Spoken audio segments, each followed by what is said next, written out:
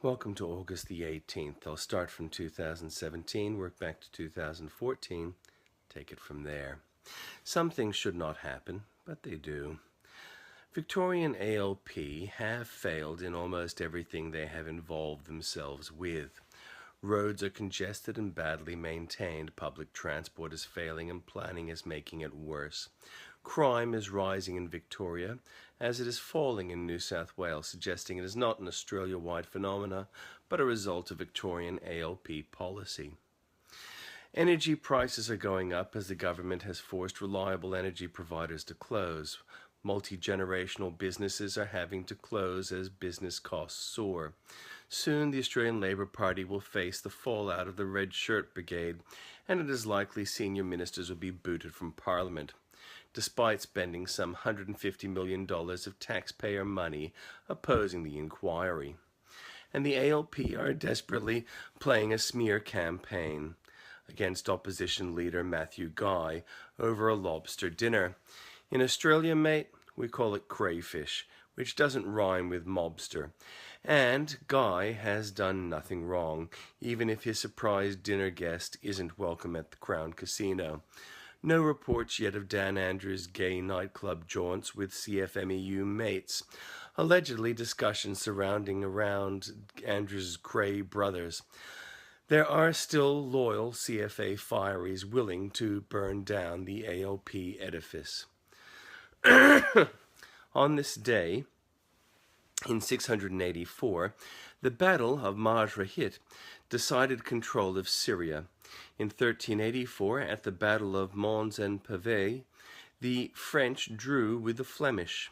In 1572, the French king Henry III married Margaret of Valois because she was Catholic, and he hoped it would unify Catholic and Protestant France. Possibly the only time in history that line worked. In 1587, Virginia Dare was born. She was the grandchild of John White, the colony governor of Roanoke in Virginia, was the first English child born in the Americas.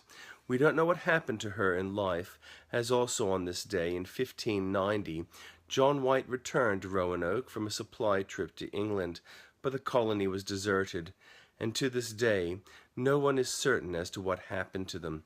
One prominent theory is that the colony sought shelter with a local Indian tribe which adopted them.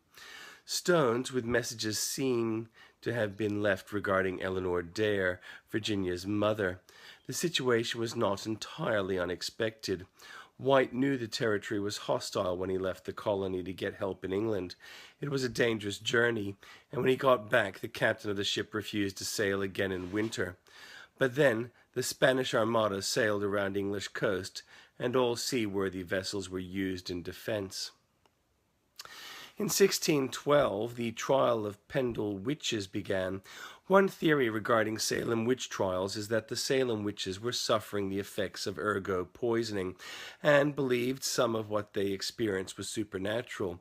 But the Pendle case is different, where two families profited in trade as witches and competed against each other. Henry VIII had closed a local abbey 80 years before, and so the locals had less sophisticated spiritual tastes. The new King James I had strong opinions on the issue.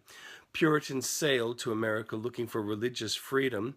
One was found not guilty, 9 were hanged. In 1634, Urbain Grandier was accused and convicted of sorcery and burned alive in France.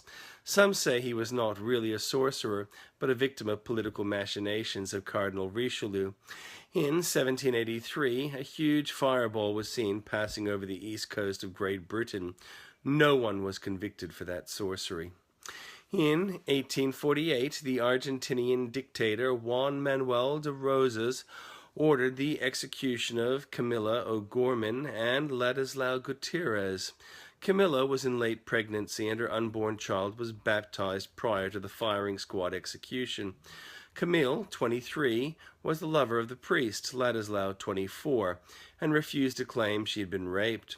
There's a letter of her father to Rosas begging him to be just and strict, exemplary punishment for the most atrocious and unheard of event in this country. We live in different times. In 1868, helium was discovered. In 1920, Women were given the vote by U.S. Constitution's 19th Amendment. In 1948, Don Bradman's invincible cricket side completed a 4-0 Test victory on a tour where tourists never lost a match. In 1958, Nabokov published Lolita in the U.S. In 1966, 108 Australian diggers facing down 2,500 Viet Cong, capturing 3.